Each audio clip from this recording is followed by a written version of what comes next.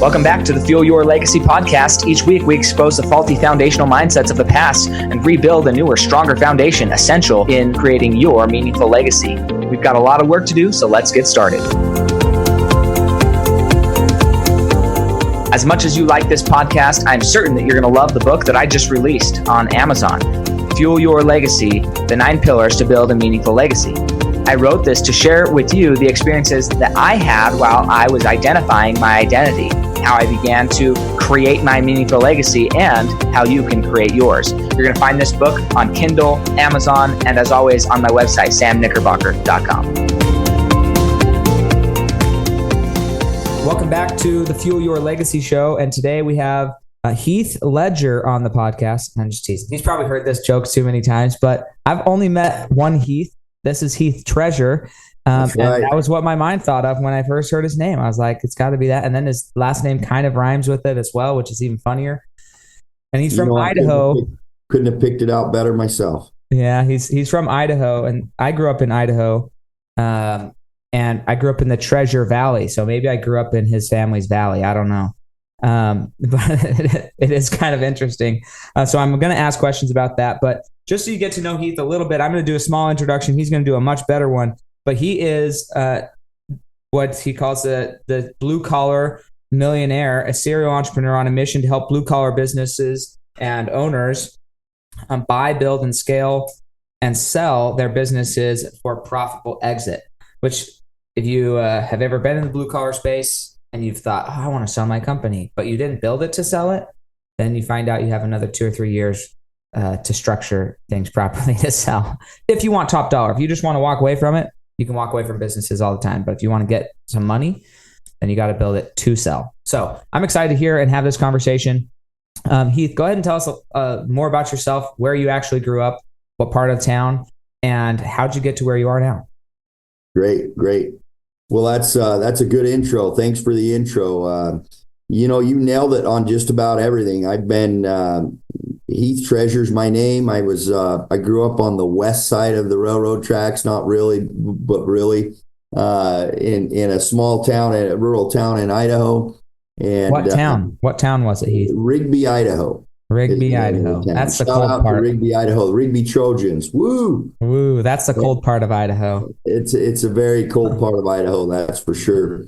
Probably, I don't know if I really was. I need to do some research and see if I was, but if I wasn't, I probably should have been voted the most likely to not succeed out of my small little high school. I was more focused on having a good time and screwing off and chasing girls when I was in high school than anything else. But the one thing that is similar, the high school Heath, similar to the Heath now is that I always was on the go all the time. I've never sat around, never sat still. That's why school was not ideal for me.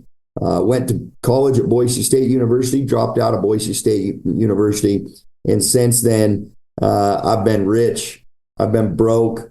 I've been rich again. I've bought several multi-million-dollar businesses. I've built businesses. I've sold businesses, hired people, fired people, you name it. I've pretty much been down the ultimate blue-collar journey.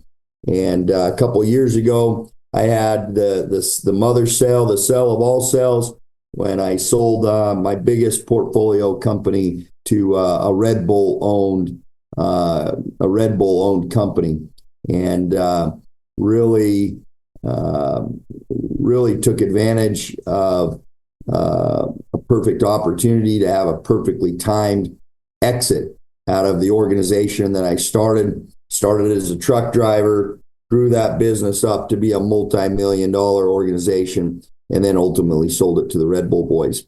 And so where I'm at today is sticking my hand out. I really want to help teach anyone that wants to learn from mostly my failures, but maybe a little bit of my successes. And I want to help others be proactive in building business, scaling business, and and preparing their business to be exit ready, and primarily in the blue collar space. That's where I typically spend most of my time, is in that blue collar space. So that gives you a little bit of background on me. When I was a boy, like I said, couldn't sit still very long, was always interested in making money. Not necessarily for what it could buy me. I mean, I'd be lying if I didn't always have that in mind a little bit, but I learned at an early age what kind of freedom money gives you, and the ability to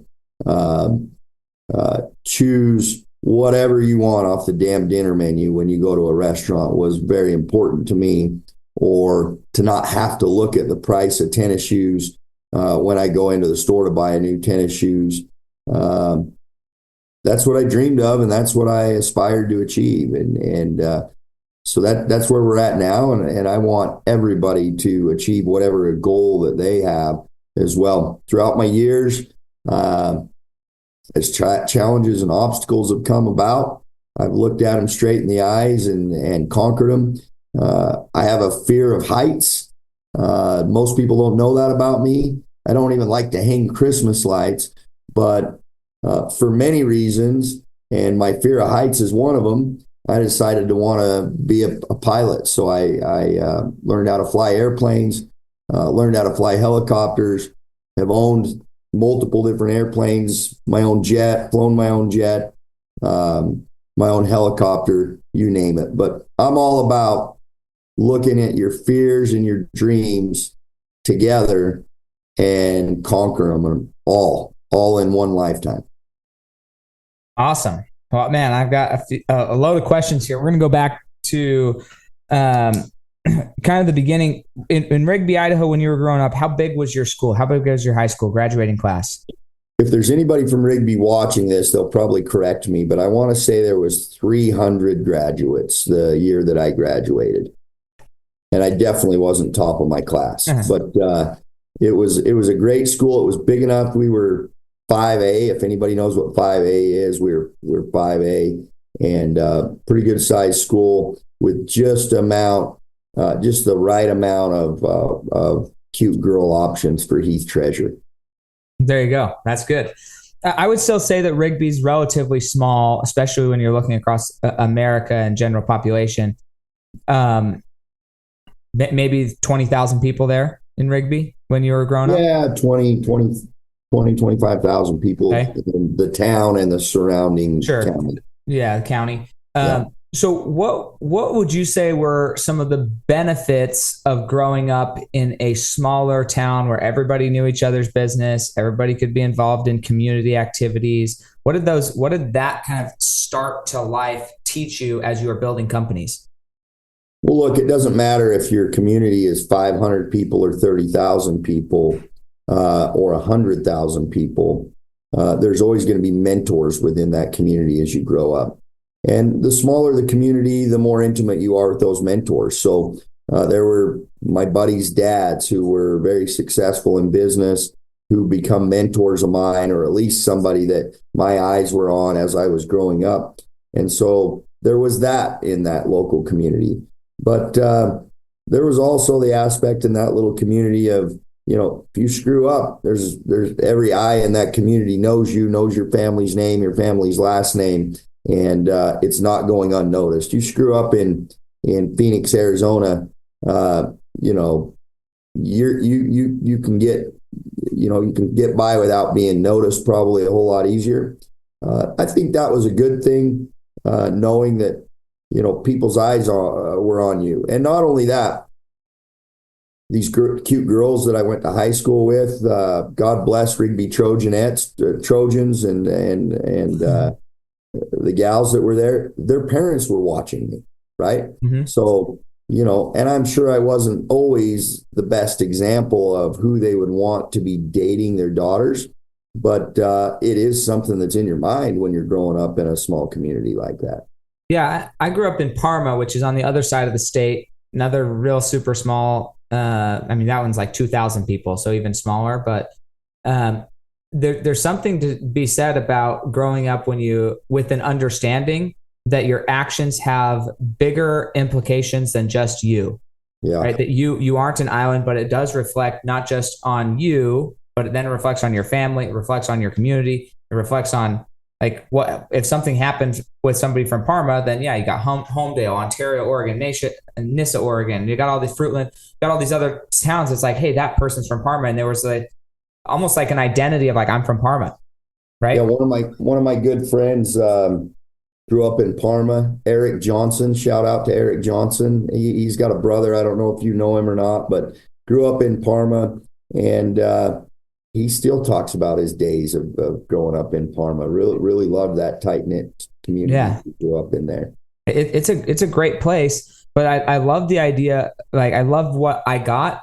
Now I don't love living in small towns, frankly. As an adult, I like people, and so it's been something that I battle with sometimes. So I go raise my kids in a small town. One of the things that Heath had shared before this and is that one of his greatest accomplishments, if you can call it that, but roles in life is probably a better thing, is that he's a father of four kids. And you go through all this experiences in life and you hope that you can do it better for your kids, or at least give them, in a lot of ways, I think I grew up thinking I wanted to do it better for my kids.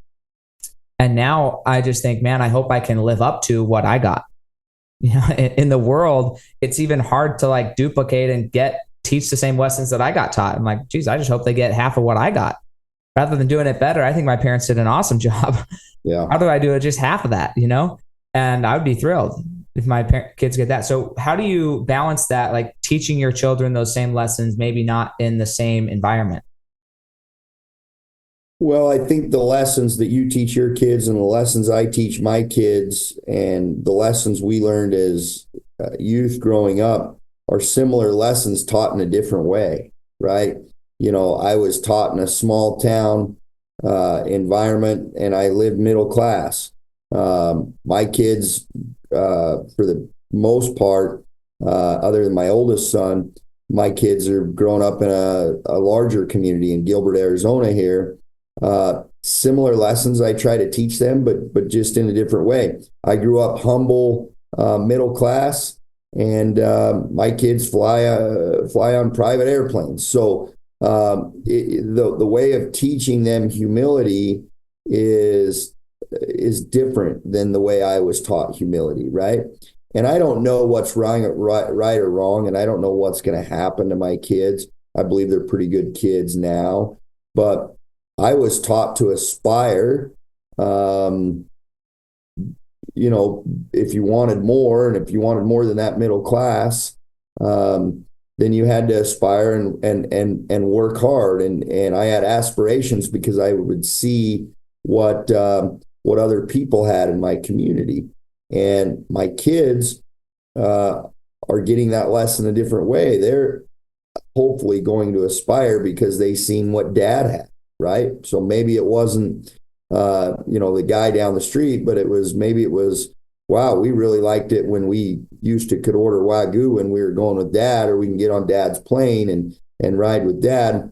And now we can't. And so it's teaching them hopefully that a lifestyle that they can achieve, if they work hard because they seen dad do it.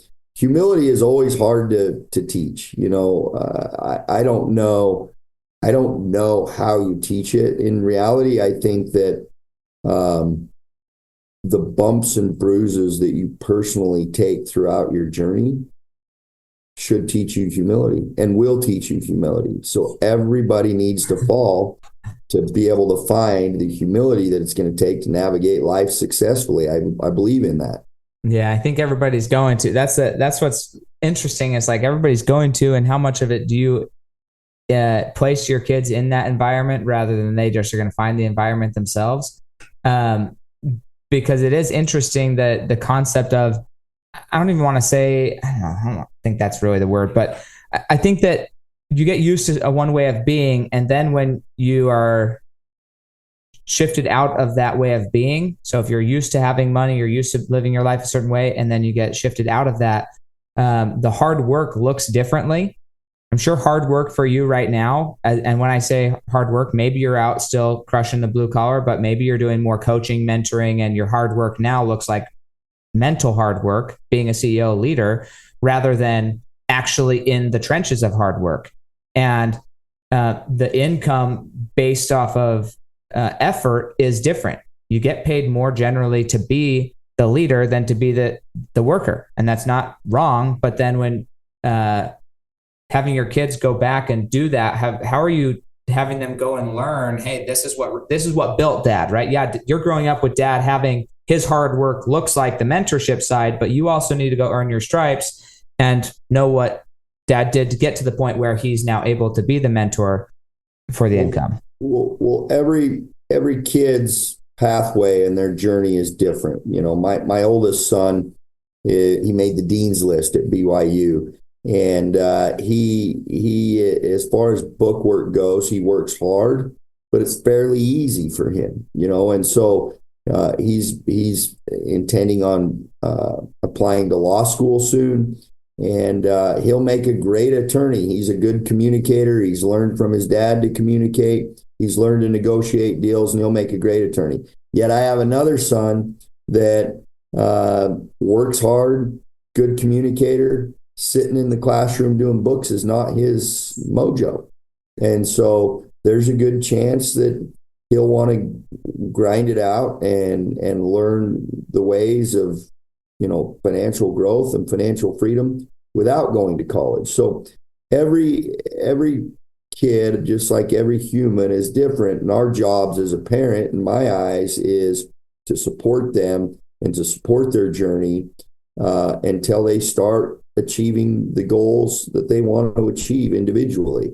And, you know, as long as they're not out there, you know, we're not going to support them if they're out there selling drugs, but they need to set goals. They need to achieve their goals. And that could be college, could be the military, could be working hard in blue collar. I know that college education was not for me. I mean, I made a comment today that friends of mine that have an MBA and a college diploma, you can't see it because of my background, but they've got their college diploma hanging behind their desk in their office because they're super proud of it.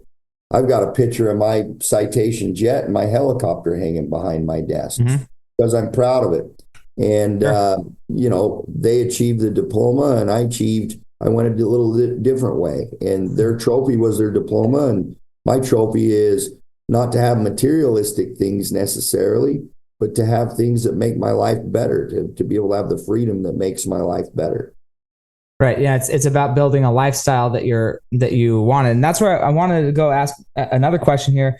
How many siblings do you have? Like, what was your family makeup, and what was the example or some of the biggest lessons you learned from both your mom and from your dad? Well, I have a half sister that I was raised with a good bit of the time, and I love her dearly. And she's a really great woman, really great mom. Shout out to Steph. But that's really all I have. And she was a little bit older than me. So as I got older, she was moved out of the house and gone. So a good bit of that time, I felt like an only kid. But the biggest lesson that I learned from my mom and dad is hard work. So let's talk about some big lessons. It's not just one, but hard work is always number one. Both of them got up in the morning, very rarely missed work, worked hard, and did what they had to do to provide for me as their son and for their family. Number two is my parents are the last ones to judge others. They taught me from a very, very young age that you don't know what demons or what wars are going on in those other people's minds. You don't know what battles they're fighting. And you should just really be a good human. You don't know their journey. And so from an early age, judging other people was just not something that we did very much in our family. And what I seen from my mom and dad, especially my mom, is she loved everyone. If there was someone in need, she helped them. She's really outgoing, by the way. So if you had a smile on your face and she was close by, the likelihood is that she's going to talk to you and be your friend, and you would remember her. And I said that same thing to my kids. Listen, when we go on vacation and we're in the pool or we're on a shuttle bus with a bunch of people we don't know, choose someone that you're sitting by and make sure they remember you and you remember them. Give them something to remember you from, whether it's your smile or your good conversation. But the more people that you can impact positively will result in good vibes for you. And then there will be other people that impact you positively. Mm-hmm. So I learned that at a very young age from my parents. Would you say that there's like I mean, you may not even be like consciously aware of it right now, or maybe you are, but like a phrase that they would say when, just like you said, well, you don't know what they're going through. Did they ever invite you to consider when you were wanting to be judged, say, hey, maybe it's just that, hey, think about what they might be going through. Think about what could be going. Did they ever invite you to ask that question? Or was it just like, no, you don't judge because you don't know what they're going through? Or was there like a, hey, think about these other things that could be true? I think my parents are pretty open-minded. If someone's willing to share, wants to share their challenges or what they're going through, my dad's the first guy that would sit down and have a beer with them. I grew up in a really LDS community. I married an LDS gal, and but my parents weren't LDS, but had a lot of LDS friends, and that's just because they're just good people. They never really judged people on their faith. But to answer your question specifically, is my dad was never going to meddle in your business, so he wouldn't judge you, but he wasn't going to, he wasn't going to be overbearing or overpowering, meddling into your business. My mom, on the other hand, she wants to be your friend and she wants to know your story. And I'd say I'm a little bit more on the side of my mom than I am my dad.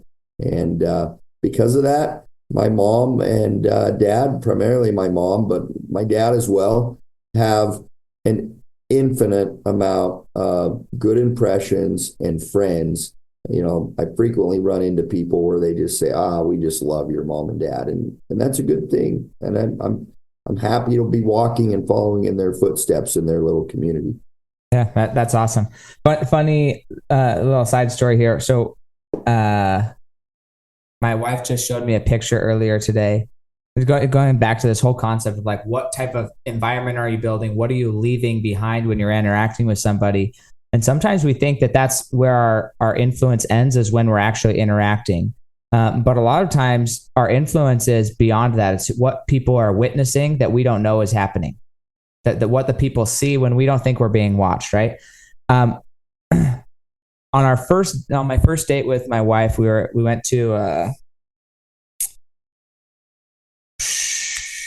Temple Square, the orchestra on Temple Square, and we were watching this performance, and there was this couple right in front of us, and they were all over each other. Like, she was like sucking on his ear. It was just an interesting experience watching, just like, because this is our first date and they were past the first date, we'll say.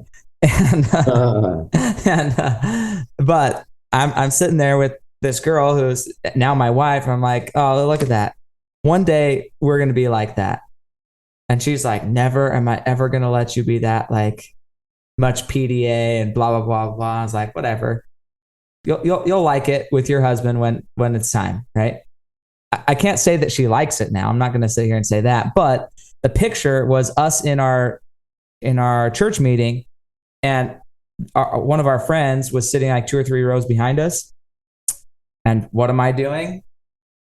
I'm like, got my arm around her, and we're both leaned in together, like our ears are touching, just like as close as we can be to each other. And apparently our friend snapped this picture and just like has been holding on to it. And then she just sent it today. I was like, hey, just wanted to let you know you're our couple goals or whatever. But that's not how I do it. I don't love my wife because I want people to see me loving my wife. I love her because like I just want to be close to her all the time. But it's those types of things. It's like, how are you being witnessed in your industry or in your family or in your community? And when people are taking pictures of your life, for lack of a better word, right? What are they witnessing? Yeah, well, that's a really good question. And when people witness me and how I treat my mom and dad, they see love. I still tell them I love them as an adult frequently whenever I talk to them. I really value them. And they also see that. I tell my boys, my teenage boys and my adult boys, even in front of their friends and their girlfriends, how much I love them, and whether it embarrasses them or not. But it's something that's talked about frequently, and people are witnessing and people experience. But that's not something I'm going to be shy about. I'm Right. going to tell them they're my best friends. I'm going to tell them I love them. As far as my family goes, listen, I had a conversation with somebody earlier about this. So I'm not married, and my road to success was a little different journey than everyone else's. And it took me a long time, and people can learn from my failures. It took me a long time to recognize that what I was putting into my business wasn't what I was putting into my marriage. And, I talk about my financial success, which I'm proud of, and it merits my kids and myself a very good life. And let's face it, and my ex-wife, it merits her Sure. a very good life. I didn't have anything when we got married. So naturally, anything I built, she gets half of, and rightfully so. I don't have any problems with that. I want her to, she was there, and she supported me in a way that was very unique. But so I think that the best thing I can do is talk about the things not to do in a marriage. All right.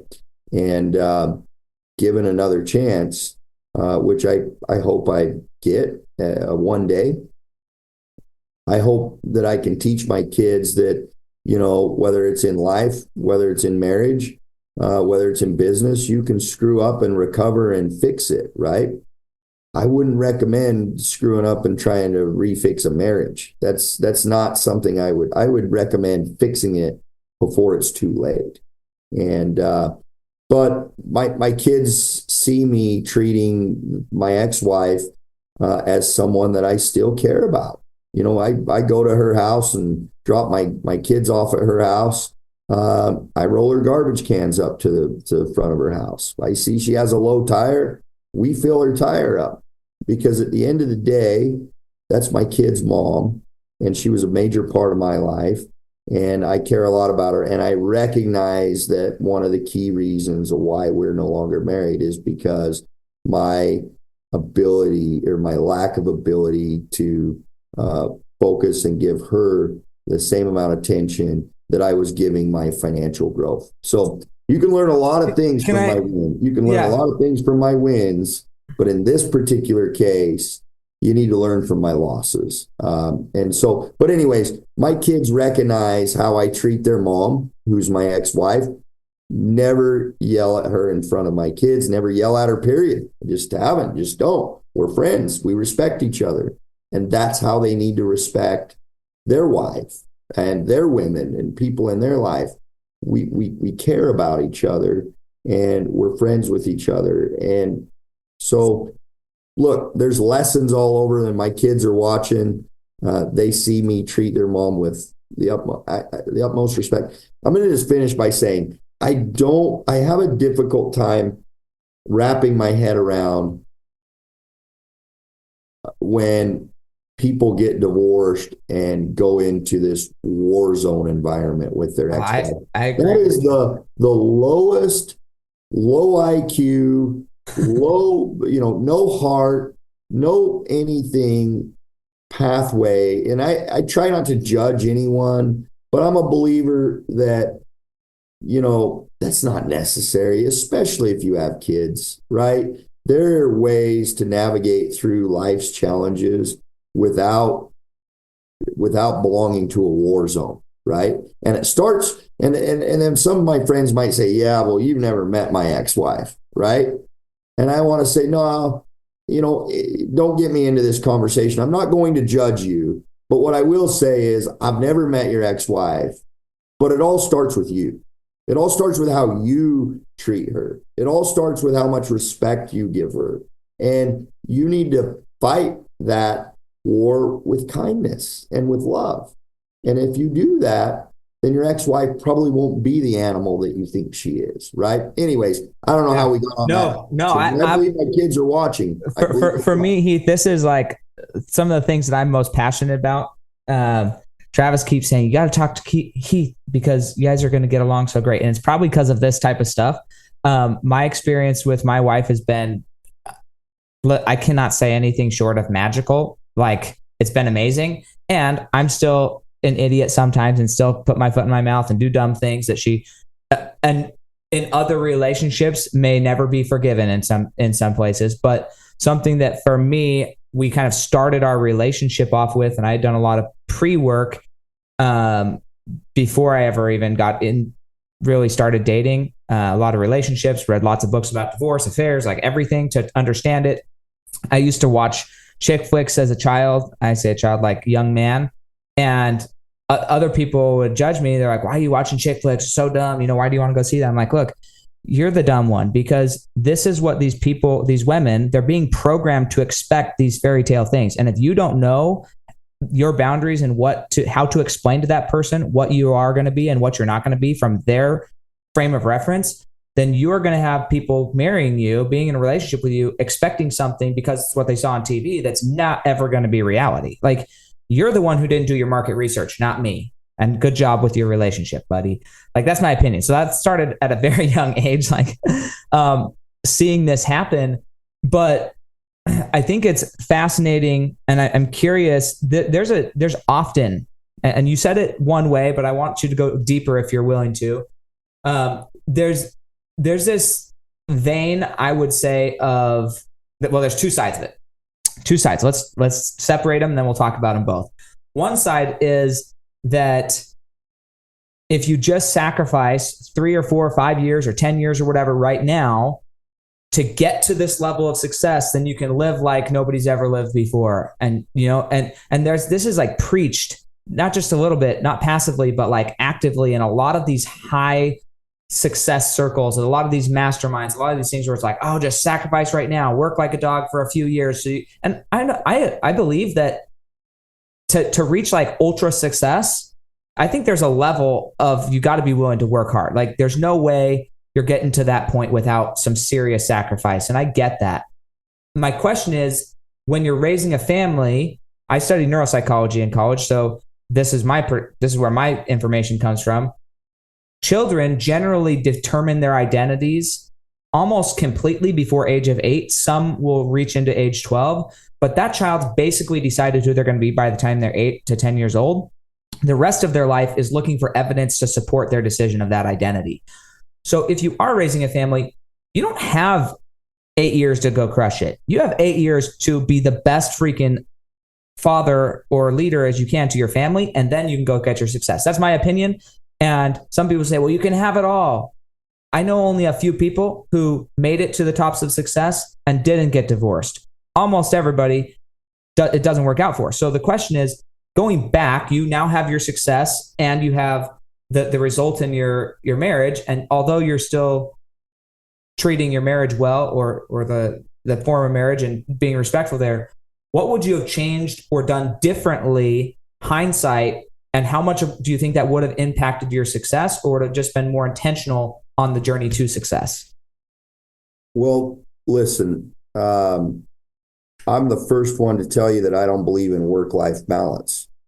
If you're trying to become successful, you need to take work-life balance and crumble it up and throw it out the son of a bitchin' window.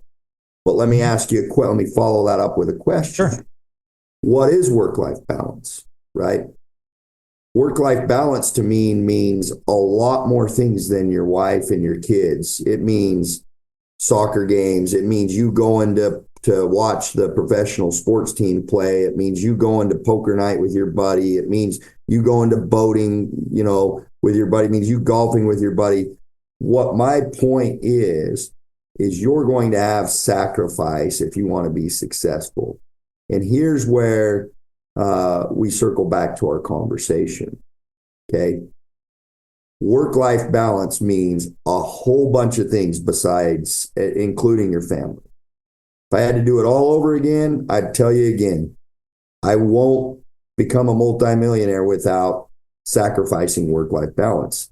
However, the non-negotiable should be your family.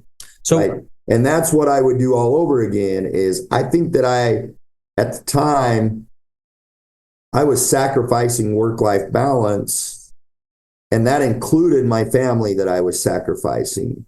But if I look back at it again, there were a number of other things that I could have sacrificed, right? And that's my key point is, if you want to go to the car show, you want to go to the baseball game, you want to go to do all these things with your buddies or your family reunion or whatever else. My point is, give up on work-life balance. You're going to have to make sacrifices, but a sacrifice that you should try not to make. And your family will be impacted by your commitment to your journey, right? They will be. But the number one thing that I would do different is I would take the family sacrifices right out of the equation, right? Now, does that mean I need to take them on a vacation every week? No. But my family seen very little of me, especially my ex-wife. And then when they did see me, I was so brain dead from work that I didn't have the ability to show her that she cared as much to me as my businesses mattered to me. And same with my kids. So I'm saying work-life balance is stupid if you're planning on getting successful, but you got to decide what you're going to X out. I wouldn't recommend Xing out your wife and your kids. Okay. I love that. That. So I'm going to try and synthesize that to two things. And then you tell me, hey, does that hit it on the spot, or do you want to add more? But I think one thing is priority management. People don't actually prioritize, or they think that certain activities, going golfing with their friends, they say, this is actually work. This is actually me building relationships so we can get farther in our business. It's like, no, it's not. You're saying that activity, the relationship building, could have been done with a phone call. It could have been done with a few text messages. The rest of it's fun, and understand that it's fun.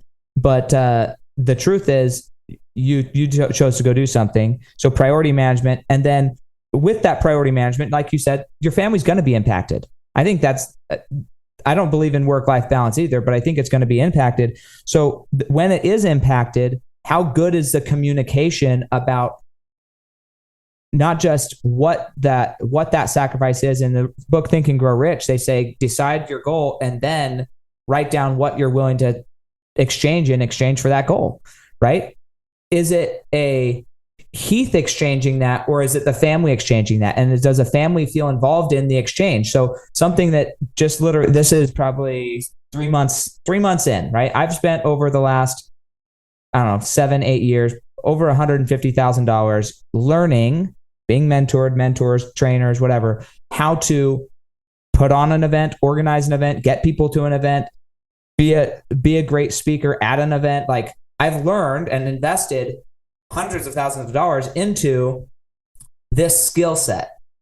And the truth is, the more I learn about it, the more I think I would rather just do it myself. I would rather be part of somebody else's business rather than be part of my own. Are you frozen a little bit, Heath, there? There you are. We froze up for just a second. Okay, there we go. So I was just saying, I would rather be somebody else's second fiddle in an event space than being the person who puts it on. And for the last 8 years, that's kind of how my mind has been working.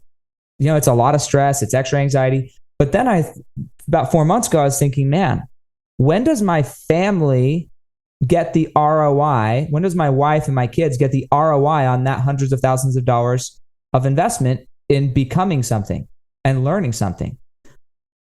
And that's when I went back and said, okay, we're going to renegotiate. We're going to recommunicate to my kids. I'm going to start talking about what's happening and saying, hey, we as a family are helping this. We as a family are doing this. Yes, dad's the one out on the front lines, you could say, working, but you being a good brother is part of this sacrifice, part of the journey. Involving my wife in way more events and getting her, making sure that she has time by herself in the office to do things she's passionate about. So reprioritizing and then better communicating what those sacrifices are, what can I be held accountable to or be accountable for, and what is expected out of the family, and then how are we going to celebrate the win together when we get to the different stages that we're fighting for.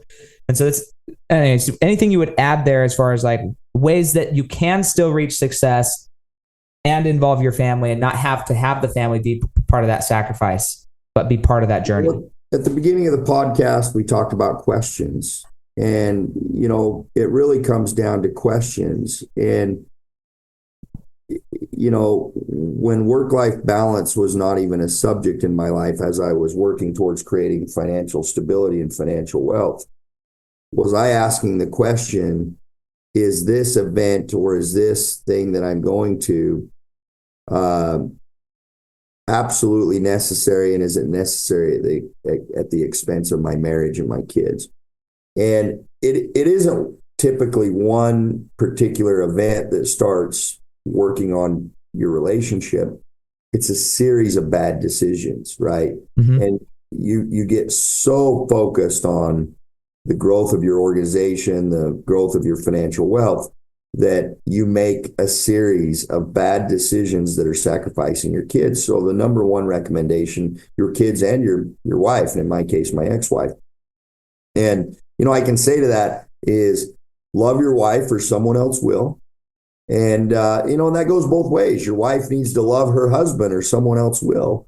And love your kids and raise them. That's a responsibility you have, or somebody else will, right? So if you want them to be successful and follow your journey and your teachings, you need to be the one teaching them, right? And, you know, the question is, are you willing to chance that your marriage is going to survive and chance that your kids are going to be good kids? Or do you want to have less of that being a chance and more of it being a sure thing? And I think that you can have more of it being a sure thing while you're growing your success by just asking, am I giving up this or am I giving up my family? Now, listen, I'm no expert, and there's always a lot of growth that I try to do both personally and with my family. The one thing that my kids know is, and they didn't always, my older kids, I mean, you know, my older kids, I don't have as good of a relationship with as my younger kids because I was an asshole. You know, they weren't priority to me, just like their mom wasn't priority to me. And, you know, I've got a second chance with my other kids, and I got to keep working on my older kids. They're my kids for the rest of my life. You haven't written that off. It's just now you got to go back. Keep showing them that I know I didn't show you that I loved you. I know I never told you that I loved you. I know I never showed you interest, right? But I am now, and you know, I'm willing to put in extra effort now. But the big question is what are you sacrificing? Work-life balance will never happen if you're working on growing your business. But there's also a lot of things that you can sacrifice and give up on. I question yourself. I should have done a better job questioning myself on what I was sacrificing then that I'm not so much willing to sacrifice now. But look, at the end of the day, my kids know they're loved. They're well taken care of. Their mom's well taken care of. My success was her success. And then, you know, what impacts does divorce have on your financial situation? You can fight your ex-wife in court all you want, right? Go ahead. Broke. Do it all you want. But is that teaching anything good to your kids, right?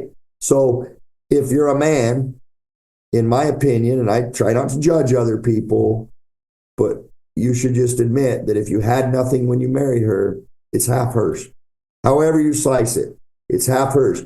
So that is impactful if you're a multimillionaire. And if you think about it, if I could have figured a way to juggle it better and give her the attention, my net worth wouldn't have been shaved in half. Now, luckily, I'm pretty fortunate. Cut mine in half, I'm still a pretty comfortable human being, right? Right. But,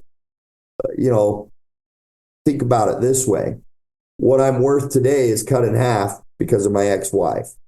So if I would have set my goals maybe just a little lower on financial aspects and didn't earn what I earned, but also acknowledged I'm not going to have to split it either if I would have just made a little less and worked harder on her. So key point is here, can you work a little less and work harder on your marriage, right? Now, listen, I don't know. My marriage could have been doomed regardless either way. Nobody but knows. I like to think that as a businessman and a problem solver, I like to think that I can usually solve all problems. But the key is you can't start solving the problem of marriage too late because it's a slippery slope. You didn't give her the attention. She didn't give you the attention. Now all of a sudden she resents you. You resent her. And sometimes it goes so far deep that it's difficult to recover. So that's the only recommendation I could make to an aspiring businessman is no work-life balance, but don't sacrifice your marriage and your kid. And especially in a blue collar scenario where you might be called on at any hour, like a type of on-call scenario. So that's one side of the conversation. We're going to try and cover this next part because I want to hear from you just because these are my kind of qualms in the industry, and I don't know the right scenario, but I know what I've chosen. I've chosen kind of what you said. Like my relationship with my wife is more important than business success or anything else. And I'm going to wait for that. And part of it was I had a lot of development. I moved out when I was 14 years old and basically took care of myself. A lot of that, paid rent, whatever. But my wife, she basically lived at home till I met her. And so there's just a difference in like life experience, how money works, all that stuff, emotional development. And so one of the commitments that I made was, look, I'm not going to personally develop myself past where we can still communicate. And so for like the last 3 or 4 years, that's meant that in a lot of ways, I've kind of halted aspects of, not all personal development, but I've halted aspects of my personal development, allowing her to kind of catch up so we can be on the same plane and move forward. Now she's grown, made the journey that took me like 12 years, she's made it in like 6 years. So that's a win, right? I think she's moving fast. She's probably just smarter, picks up things quicker than I did, but have to learn. 100% she's smarter. Women are made, hands down. I don't know why they're made twice as smart as us. Yeah. We got to suffer a little bit more, but what's really fascinating is what I see a lot in this industry of mentorship. And the reason I'm asking you this, because you're a mentor, you're coaching people on how to build businesses, how to get their businesses in the right spot. And as much as we talk about business and structuring and everything, your business properly, every business owner knows that the family is the second half of that business. And if things are really good at the business, but not good at home, it's really hard to be successful, and vice versa. Right. So it's important that we address this, I believe, from a perspective of Heath's a mentor. He's teaching people how this works. There's a, again, I just call it a cancer because I don't like it. And I think it's going the wrong direction. I call it hedonism, where people are choosing to progress themselves and their own personal development, their own expansion of their mind, their own whatever. And then they say, look, one way or the other, I'm going to go because I've got to, it's like my duty to God for me to develop myself, regardless of whether you want to come with me. It's my duty to be myself. And if I'm doing my best self, then you should be happy for me. It happens on both sides of the equation, male and female, it doesn't matter. But one person says, well, I'm just going to grow. And then they outgrow their relationship. I actually believe they outgrow their relationship. It's fine. They do progress personally, but they leave their their family behind. Like literally, they leave their family behind, and then it can't be reconciled. And so I'm curious, like in that scenario, say I'm being mentored by you, and I'm thinking about excelling in my personal development at the expense of my relationship, because I think it's like this call, I have to do it, what's the counsel there? If I feel like I have to develop myself, do you say you should change what you have to do? Or do you say like, yeah, that's interesting. And I don't know what the best answer is to that question, but I can tell you about a conversation that I had the other day. And, it's a really interesting thought, but it gets much harder to achieve success in anything as an adult when you're alone, right?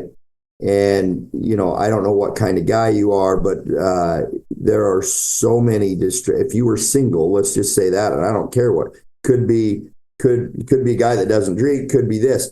No matter what you are, if you're a single guy, 20s, 30s, trying to succeed in personal development or trying to succeed in business or coaching or whatever it is, without a doubt, I'm experiencing it now. So I said, hopefully people will learn from me, from my failures and maybe from a few of my successes, but mostly my failures. Without a doubt, the distractions and the bullets that are coming at you as a solo person, as a person that's trying to achieve something, are so infinite you can't even count them. But when you're in unison with somebody and you can get on the same page and you can self-grow together and you can grow your businesses and you self-grow your coaching business or whatever self-growth you're working on, it's a shield that shields off so many distractions. So let me tell you something. I'm pretty damn comfortable, I believe. I'm, whatever it is, call me in the 1% or whatever. Without a doubt, I couldn't have done that in the condition that I'm in now as a single guy. There's too many distractions. And these distractions might fill your bucket for like a night, right? Mm-hmm. But they're like a really, what happens when you pull a really hot ambering coal out of the fire? If your hands are cold, it warms your hands up, right? But the ambers go out really fast. So you might get the fulfillment of having this beautiful woman on your side, right? For one night at a time, or friends that want to go out and have fun and party, or, if you don't party, going out to the church event, right? These are all distractions that will stand in your way of achieving any kind of success that you're looking to achieve in your life. I believe that without a shadow of a doubt, because I'm experiencing it right as we speak. I wake up in the mornings and I'm like, shit, I really needed to comb through those financials last night. But now, when am I going to do it? Because I went out, I got distracted by a date or a buddy or whatever. So you're like, I'll do it the next night. Next night, somebody shows up at your house and you're like, crap.